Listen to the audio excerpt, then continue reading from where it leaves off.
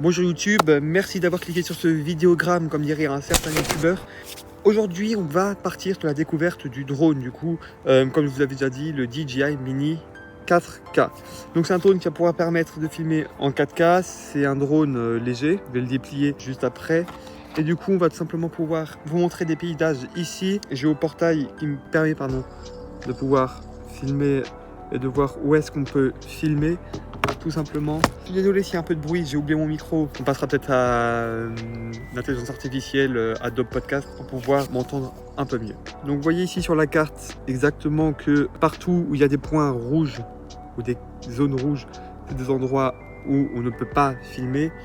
Mais là où je suis actuellement, sur la ville, on ne peut pas filmer, mais on peut voler avec une hauteur maximale de 50 mètres. Donc je ne vais pas diffuser en soi les images directement prises avec le drone en vidéo, peut-être quelques plans, mais vous aurez la capture d'écran du téléphone en même temps qui devrait s'afficher soit moins petit avec la capture du téléphone en plus grand ou inversement. Et on va déplier le drone et c'est parti.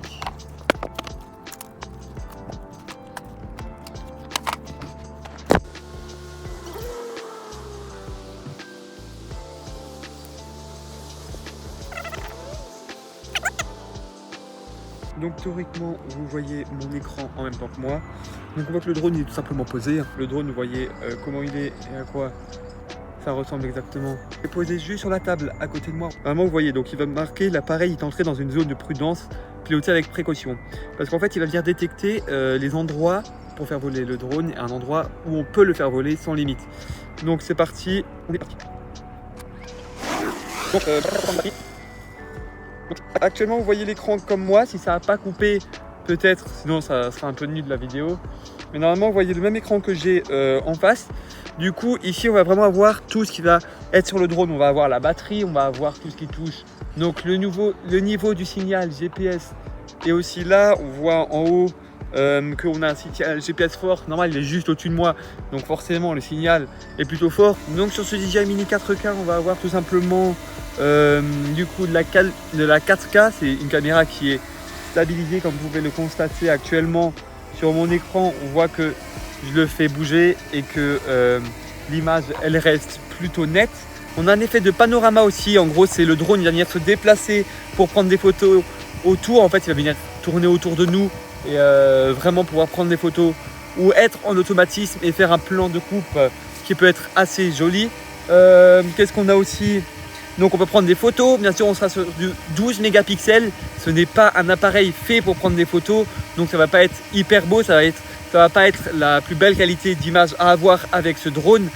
Et bien évidemment que c'est fait plus pour filmer ou pour profiter aussi, apprendre à piloter pour peut-être monter sur des drones de plus grande et de plus haute qualité. On voit que là il y a un peu de vent, je pense que vous l'entendez peut-être, il est stable. On voit actuellement sur l'écran qui est toujours affiché qu'il est stable, il bouge pas.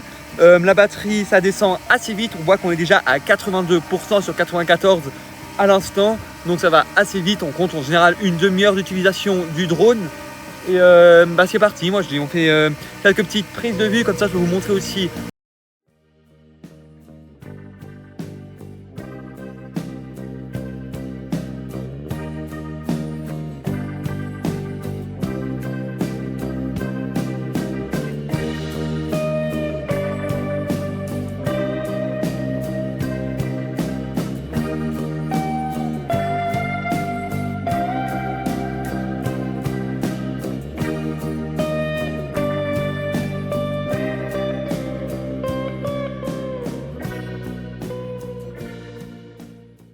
Aussi au niveau de ce drone, on tient une caméra sur une nacelle, donc c'est la caméra qui va pouvoir venir être stabilisée au niveau de la nacelle et bien évidemment pouvoir choisir aussi l'angle de la caméra. Donc on va pouvoir avec la petite molette pouvoir faire descendre la caméra ou bien la monter. Tout cela avec la télécommande bien évidemment pour soit faire des plans qui sont vraiment d'au-dessus, suivre une voiture. Sur ce drone on n'aura pas le suivi automatique. C'est un drone qui va pouvoir être milieu de gamme de chez DJI. Donc on ne va pas avoir le suivi du mouvement au niveau de la caméra pour suivre un objet, une voiture ou ce que vous voulez. Maintenant sur l'application, on va avoir tout ce qui va venir être réglage Donc là, bien évidemment, j'ai éteint le drone, c'est pour ça qu'il y a un écran noir et qu'on ne voit absolument rien. Dans les réglages, on va pouvoir définir une altitude maximum. Donc par exemple ici, l'altitude que j'ai, c'est maximum 50 mètres. Donc on va pouvoir venir sélectionner 50 mètres pour pouvoir vraiment être... On va pouvoir aussi, ça prend pas parce que le drone est éteint. On va pouvoir aussi choisir la distance maximum. Donc si on ne veut pas qu'il soit trop loin ou trop proche, ça c'est aussi d'autres réglages qu'on peut avoir. On va pouvoir aussi régler le télécommandé à distance et voir l'image à distance, par exemple pour un Twitch, pour aussi une régie vidéo. On va pouvoir tout commander via ici et choisir, bien évidemment, ces éléments seront cachés. On va pouvoir vraiment sélectionner niveau réglage pour OBS, YouTube ou Twitch. Et voilà, bien sûr le drone va pouvoir être mis à jour. Donc de temps en temps, quand vous allez venir utiliser le drone, il va vous demander d'avant d'utiliser, de le laisser pour se mettre à jour avec le téléphone. Donc une connexion internet suffit en général. Quand on est dehors, qu'on l'utilise, on est en 4G. Maximum, je priorise quand même la 4G parce qu'une mise à jour, c'est assez lourd. Donc pour ce type d'appareil, la 4G, c'est ce que je préconise. Ou alors, si vous pouvez la faire chez vous, allumer le drone et la faire chez vous en Wi-Fi, ça sera encore mieux. Ensuite, niveau enregistrement, sur ce drone, on peut intégrer une carte SD, ce qui permettra de filmer directement sur la carte SD et pas sur le téléphone parce que des fois, s'il est trop loin, on n'a pas une bonne réception. On est censé, quand on l'utilise, avoir une très bonne réception. L'application DJI Fly, donc j'ai mis notes juste en bas, c'est pour ça que des fois je peux regarder parce que j'ai les notes. Le cœur de l'expérience du DJI est ici donc. Elle dispose sur iOS et Android. Sur iOS, elle va être directement sur l'App Store, alors que sur Android, il va falloir passer par le site. Elle est disponible sur Android et iOS. Elle se connecte via le petit câble USB qui est fourni. Donc bien sûr, vous aurez plusieurs adaptateurs, du Lightning, du micro USB ou de l'USB-C, même si maintenant, théoriquement, l'application elle est seulement compatible avec ceux qui ont de l'USB-C.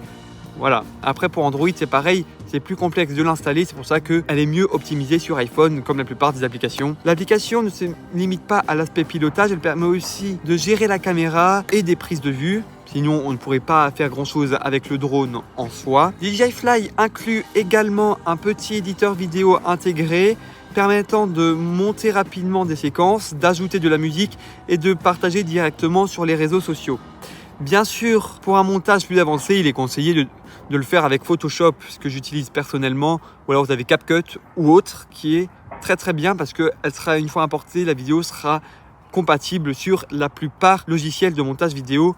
Bien sûr, après, des plugins peuvent s'installer. Par exemple, sur Photoshop, il en existe pour les drones pour vraiment récupérer la qualité au maximum. Enfin, l'application gère les mises à jour logicielles du drone et de la télécommande, ainsi que la configuration des paramètres plus avancés comme la vitesse, la rotation, des limites, la hauteur ou encore l'activation du retour automatique. En résumé, le DJI Mini 4K est un drone compact, accessible et performant qui se distingue aussi aux habitués de DJI parce que l'application reste la même, le drone est à peu près pareil. Ses limites principales se situent dans l'absence de détection d'obstacles à l'avant ou à l'arrière. On en a un tout petit peu, c'est plus sur le dessous et un peu sur l'avant. Il reste une référence solide pour voyager léger et capturer des images. Ce test n'a peut-être pas été entièrement complet et j'en suis désolé, je ne m'y connais pas non plus extrêmement, c'est juste pour vous partager une de mes passions.